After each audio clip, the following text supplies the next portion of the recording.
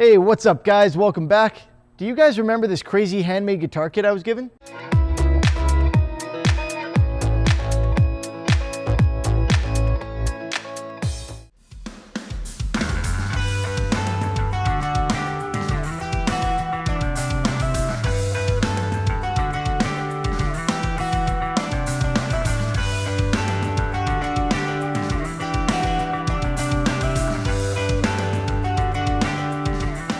So yeah, that whole kit was made by hand by a guy named Michael Perry. I'm gonna put his contact information in the description below if anybody wants to get in touch with him. Pretty cool, he sent it to me. I'm gonna do quite a bit of work to it. I'm excited to get working on this. This isn't one of those kits that you can just assemble and go. It's gonna take some serious work. It's gonna be fun. We're gonna be able to do some interesting stuff with it. Today, we're gonna do some body carving. So if we look at this thing, it's just straight corners, 90-degree angles, front and back.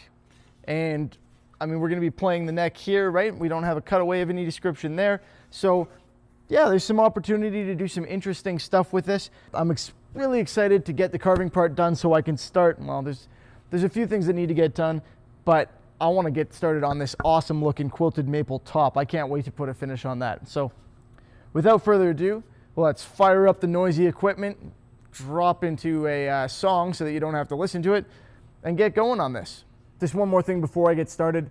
If you're using a grinder, don't be an idiot like me. I take the guards off my grinders because I have no regard for my own safety. I highly recommend, in fact, I implore you, don't do that. Leave the guards on your stuff, protect yourself properly. Be safe out there, kids. So as you can see, lots of work to do here. We've got a nice thick cap to work with, which is nice, and I think it's going to look awesome when it's done. But for now, there's some carving that we need to get started on here to give this thing a little more character. So I'm going in with my grinder. You can see that I've got a flap disc on there. There are other and potentially better tools that you can put on your grinder for this, for wood carving. That's what they're designed for. However, I like, first of all, how controllable a flap disc is, and second, I don't have any of those other tools. So that's something you may want to look into if you're planning on doing this, but for my purposes, flap disc works fine. Make sure you wear goggles. Like I said, it's better if you have the grinder on there as well, but sometimes those chunks of flap disc can come flying off.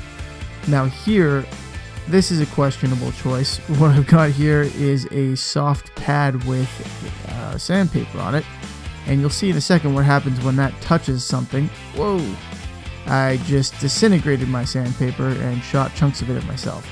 So I don't recommend using that. It's actually designed to go on a drill as opposed to a grinder, something that doesn't rotate nearly that fast. However, it does work quickly.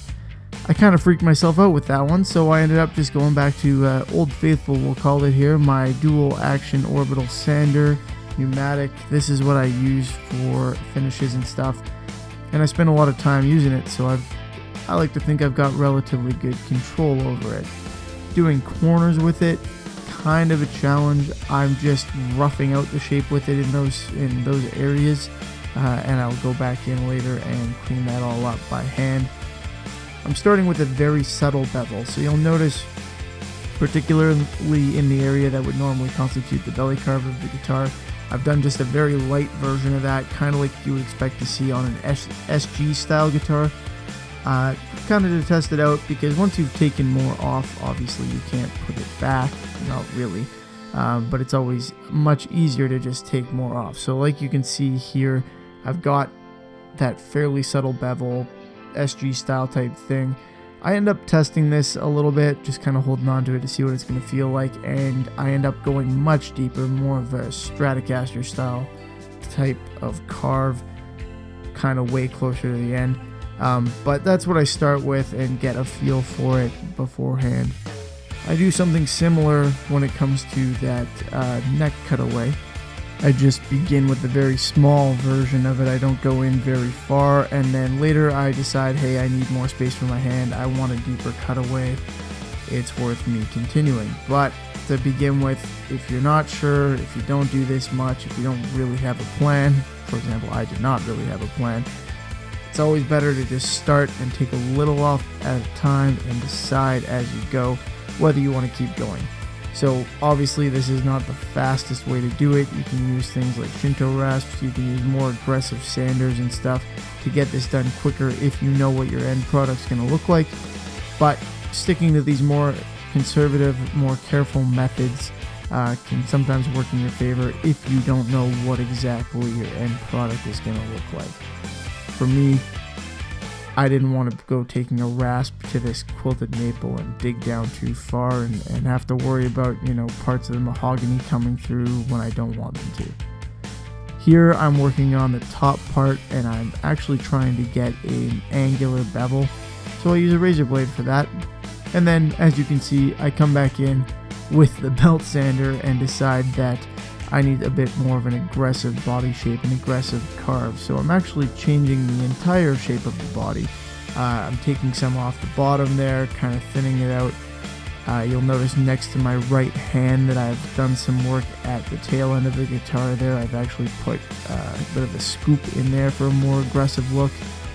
And I end up taking that belly carve much further and creating, quite a bit of a bevel on the back there. So you'll see what that looks like in a minute when I go to clean that up with the orbital sander. It's much more aggressive than it was before. It's almost down to the cap on the back, and that creates a more comfortable feel for me and is actually, I think, a little bit better of a look for this particular body type, for this particular guitar.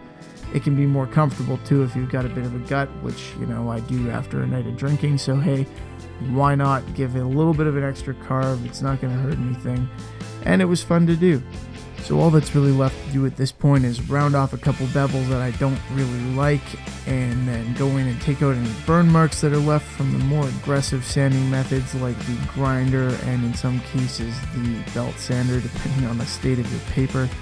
And then I'm ready to go in by hand, do a quick hand sand on the flat surfaces, make sure that all the rounds and bevels feel the way I want them to. I always go over my rounds with sandpaper by hand after, kind of make sure the shape is what I want it to be. That gives me a little bit more flexibility when I'm working with it. And that you can also use your thumb and stuff like that to create that more aggressive bevel and put a little bit of a carve into that if you want, depending on what sandpaper you're using.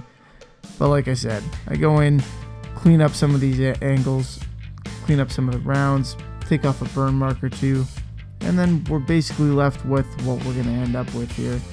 And the body itself is pretty much ready to start working on a finish on. Now this one I'm not going to seal it first like I do in many cases, because I'm going to be dyeing that top and I may also dye the back. So we'll see how that goes. Haven't quite decided yet, but I don't want to waste this quilted maple top. I think this is going to look really cool when all said and done.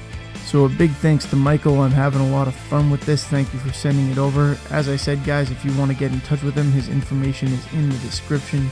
Thank you for watching. As always, don't forget to subscribe so you can stay tuned with this series, and I will see you next time. Have a good one.